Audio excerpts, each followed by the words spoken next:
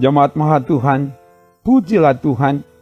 Dia telah melakukan perkara besar, maka kita bersukacita. Untuk itu, hiduplah dalam tuntunannya. Kini tuntunan itu akan disampaikan melalui firman. Sebelum itu, mari berdoa.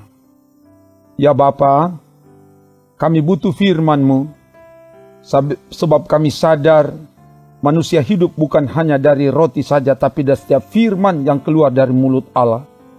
Dan karena itulah saat ini kami akan baca renungkan firman, biar roh Tuhan yang singkapkan kebenaran firman. Ke dalam kuasa-Mu hamba serahkan, dalam nama Tuhan Yesus. Haleluya. Amin. Firman Tuhan disampaikan dari Injil Matius pasal 18 ayat 1-11. Begini dikatakan. Pada waktu itu, datanglah murid-murid itu kepada Yesus dan bertanya, "Siapakah yang terbesar dalam kerajaan sorga?"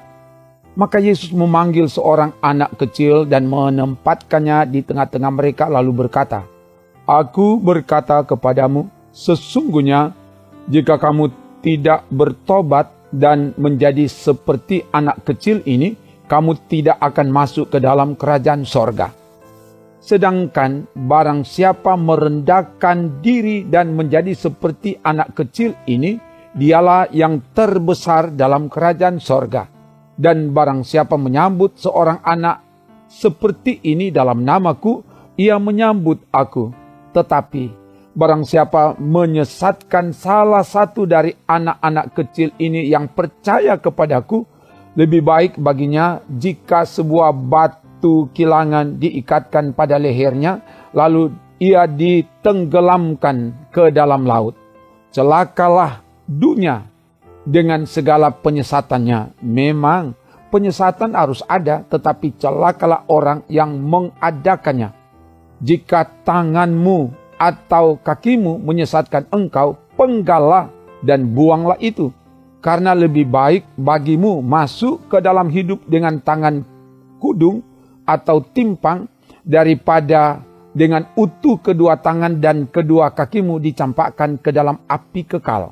Dan jika matamu menyesatkan engkau, cungkilah dan buanglah itu.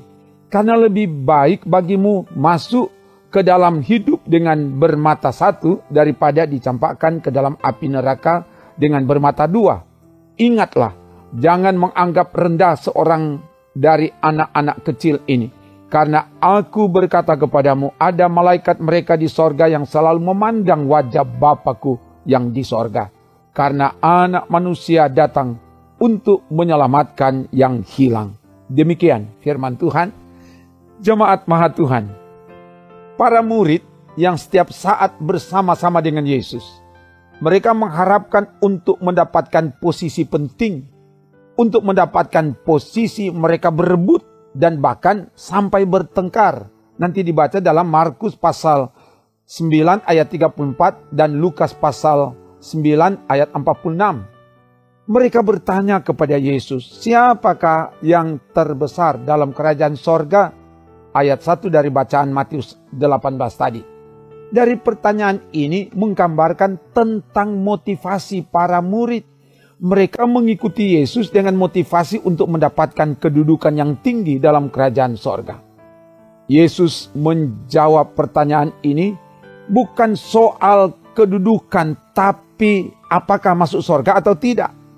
Yesus menempatkan seorang anak kecil di tengah-tengah mereka dan berkata, "Sesungguhnya jika kamu tidak bertobat dan menjadi seperti anak kecil ini, kamu tidak akan masuk ke dalam kerajaan sorga." Ayat 2 dan ayat 3. Bagi Yesus, yang terpenting bukan soal kedudukan, tapi soal masuk sorga atau tidak. Dan untuk masuk sorga harus bertobat. Artinya menanggalkan keakuan yang menganggap diri pantas, layak, dan berjasa untuk mendapatkan kedudukan di sorga. Melainkan harus menjadi seperti seorang anak kecil, lemah, tak berdaya, tunduk, jujur, polos, tampil apa adanya, tidak pura-pura, tidak munafik, merendahkan diri dan bergantung sepenuhnya pada Allah. Dialah yang terbesar dalam kerajaan sorga. Ayat 4. Keterbesaran seseorang ditentukan dari bagaimana ia mampu merendahkan diri. Sebab Yesus ajarkan dan teladankan, barang siapa merendahkan diri, ia akan ditinggikan. Yesus telah merendahkan diri mengambil wujud seorang hamba dan akhirnya dia sangat ditinggikan. Nanti dibaca dalam Matius 23 ayat 12, Lukas 14 ayat 11 dan Filipi 2 ayat 7-9. Barang siapa menyambut seorang anak kecil dalam namaku, ia menyambut aku. Ayat 5. Yesus mengangkat derajat anak kecil. Menyambut anak kecil dalam nama Yesus sama dengan menyambut Yesus. Pertanyaan adalah, siapakah anak kecil yang dimaksud? Anak kecil menunjuk pada orang-orang yang dianggap rendah di dalam masyarakat ataupun di dalam gereja. Mereka bukan saja dianggap penting, tapi Yesus mengajarkan bahwa mereka harus disambut seperti Dia sendiri disambut. Segala sesuatu yang kamu lakukan untuk salah seorang yang paling hina ini, kamu telah melakukannya untuk aku. Itu ajaran Yesus. Nanti dibaca Matius 25 ayat 40. Ajaran Yesus ini membalikkan cara berpikir dan cara bertindak dari masyarakat pada waktu itu. Tapi juga sekarang ini. Sebab yang diberi perhatian, yang diberi penghormatan adalah kepada orang penting, orang berjasa. Dan melupakan, mengabaikan yang lain. Tapi Yesus ajarkan semua harus diberi perhatian, penghargaan dan penghormatan.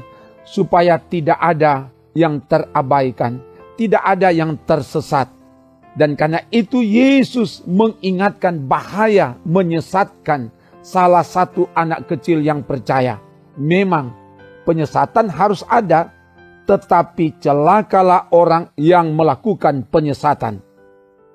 Penyesatan dari bahasa Yunani, skandalon, dari kata kerja skandaliso, yang berarti menyebabkan orang tersandung atau penyebab pelanggaran, membuat orang murtad dari jalan yang benar ke jalan yang salah.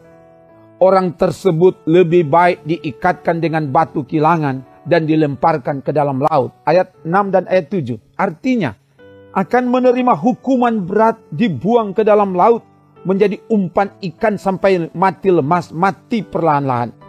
Yesus juga mengajarkan, jika tangan, kaki, mata menyesatkan, lebih baik dikeluarkan dan dibuang. Lebih baik masuk ke dalam hidup yang kekal dengan tidak utuh daripada dengan utuh dicampakkan ke dalam api kekal. Ayat 8 dan 9. Tangan, kaki, mata jangan dipahami secara hurufiah.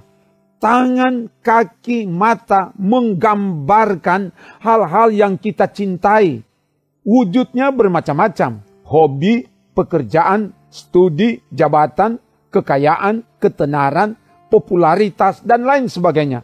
Kalau hal-hal yang kita cintai ini menjauhkan kita dari Tuhan, hal-hal ini menyesatkan, membawa dan menjatuhkan kita ke dalam dosa, maka kita harus rela menyingkirkan dan membuangnya.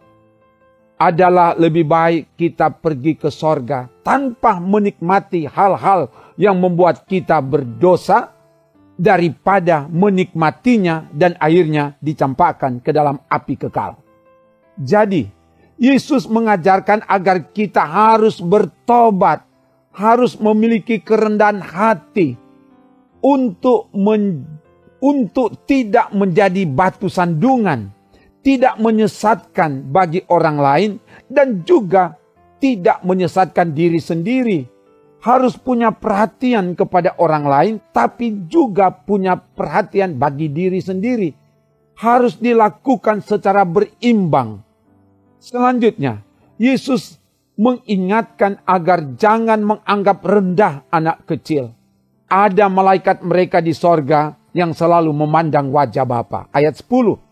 Hal ini menunjuk bahwa anak-anak kecil, orang-orang rendah, sederhana, polos, begitu berharga bagi Bapa, sehingga ada malaikat yang menjaga, mengawasi mereka.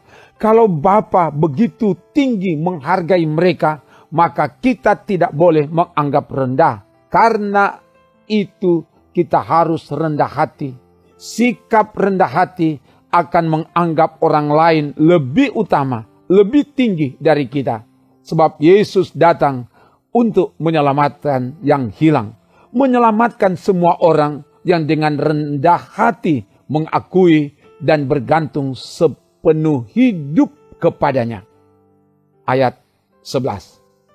Jemaat Maha Tuhan, dari bagian firman ini kita belajar pertama, menjadi pengikut Kristus kita harus punya motivasi yang benar.